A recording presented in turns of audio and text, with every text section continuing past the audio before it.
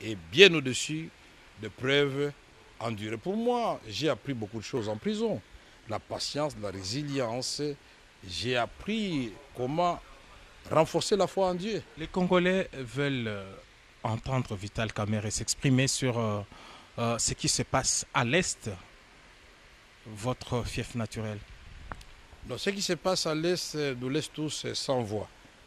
Et chaque Congolais, digne de ce nom, ne peut que répondre à l'appel qui avait été lancé par le gouvernement, par le président de la République, que chacun de nous puisse œuvrer pour que la paix revienne dans notre pays. Et ce ne sont pas des ressources intellectuelles, ce n'est pas la sagesse, ce ne sont pas ces ressources-là qui manquent, mais nous devons revisiter notre outil de défense, le renforcer pour que nous puissions gagner des guerres. Mais il n'y a pas que l'option militaire.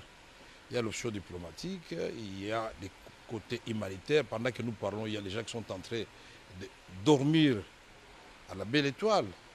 Il ne faut pas que la question de M23 nous fasse oublier que quand nous avons pris le pouvoir, avec le président Tshisekedi en tête, le problème que nous devrions résoudre, c'était le problème de Beni avec les ADF Nalou, les Codeco Anituri. Est-ce que le M23 n'est pas une diversion pour nous faire perdre ces challenges que nous avions déjà presque gagnés? Et c'est dit, pour nous, nous devons mettre cela dans un cadre d'un plan bien étudié, à implanter dans le temps et dans l'espace. Il faut qu'il y ait des délais. Certains vous voient Premier ministre, d'autres vous voient à d'autres fonctions. Vous voyez où dans les prochaines semaines pour faire ce que vous dites aujourd'hui être en mesure de faire? Je me vois comme un citoyen congolais déterminé à aider son pays.